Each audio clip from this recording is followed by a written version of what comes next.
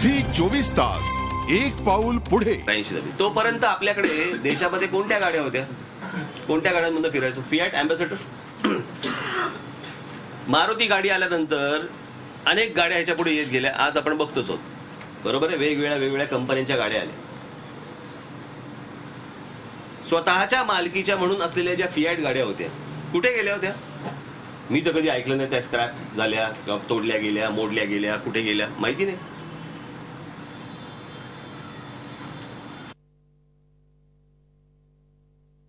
त्याच्या टॅक्स्या बनल्या, म्हणजे त्या फियाट गाड्या ज्या गेल्या ना प्रत्येक माणसाच्या, त्याच्या विकल्या फियाट गाड्या.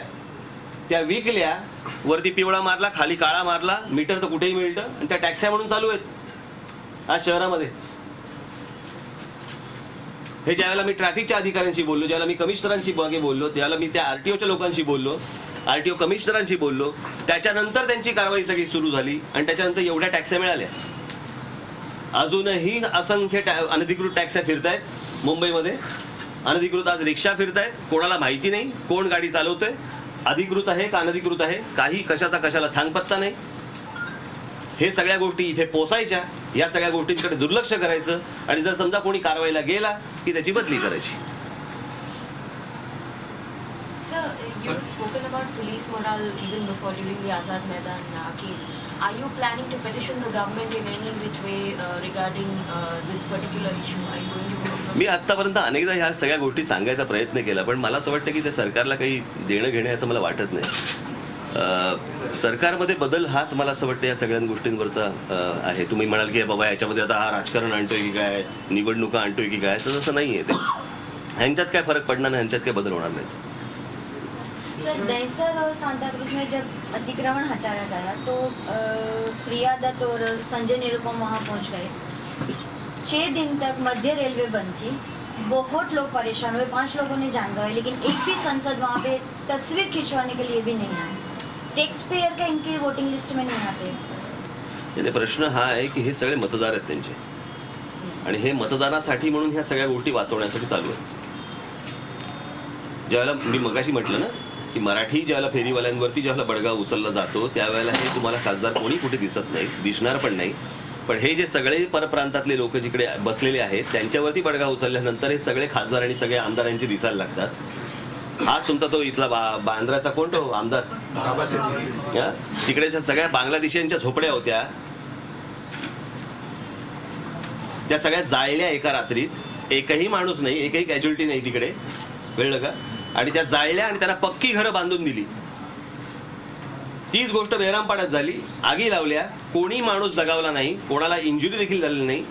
जाळल्या, सिमेंट कॉन्क्रीटची घरं बांधून दिली. आणि हे सगळं करताना दुर्दैवाची गोष्ट, हे आपल्याकडचे अधिकारी इथले दळभद्री, हे अधिकारी यांना मदत करतात आणि याच्यानंतर यांची घरं बनतात आणि हे मतदार वाढवण्याचे उद्योग करतात. दुसरा एक मुद्दा, गेले 4-5 दिवस सीमेवरचा प्रकार झाला, भारतीय सैनिकांचे धड कापून मिळाले, देशभर प्रचंड राग आहे. पाकिस्तान इंडियन हॉकी लीगमध्ये खेळण्यासाठी पाकिस्तानचे खेळाडू आता ते परत गेले. आता पुन्हा एकदा पुढच्या आठवड्यात वर्ल्ड कप होऊ घातलाय महिलांचा, पाकिस्तानची टीम त्याच्यामध्ये. आपल्या पक्षाने यापूर्वी विरोध केला. खरं मी हे सगळं आपण गेले अनेक वर्ष अशा गोष्टी आपण ऐकतोय, पाहतोय. मला खरंच कळत नाहीत हे आपले जे जवान जे धारतीर्थी पडतायत किंवा जे अशा गोष्टी घडतायत, हे खरंच शहीद आहेत का हे बळी आहेत?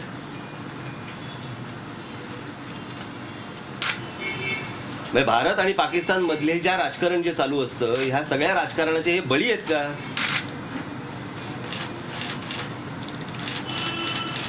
की काहीतरी सरकारच्या अंगावरती आल्यानंतर तिकडे सीमेवरती काहीतरी 2-4 जवानांना ठार मारायचे, इश्यू करायचा, परत भारत पाकिस्तान काहीतरी एक मोठा इश्यू करायचा, लोकांना काहीतरी वेगळ्याच दिशेनं न्यायचं आणि मूळ प्रश्नांना बगल द्यायची. हे सगळे उद्योग आतापर्यंत चालू आहेत का? मध्यंतरी माझ्याकडे एक काश्मीरवरनं काही लोक आले होते, त्यांनी हसत हसत मला सांगितलं. मी म्हटलं काय म्हणते सध्या काश्मीर, काय चालू आहे? नाही ठीक आहे, काश्मीरमध्ये राहणार आहे म्हणतोय मी, तिथे राहणार आहे. ठीक आहे म्हणे. म्हटलं सध्या काय शांतता?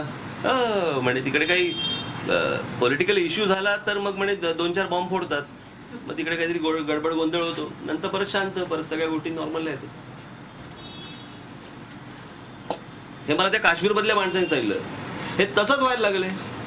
ते काल ते काय ते झी 24 तास एक पाऊल पुढे.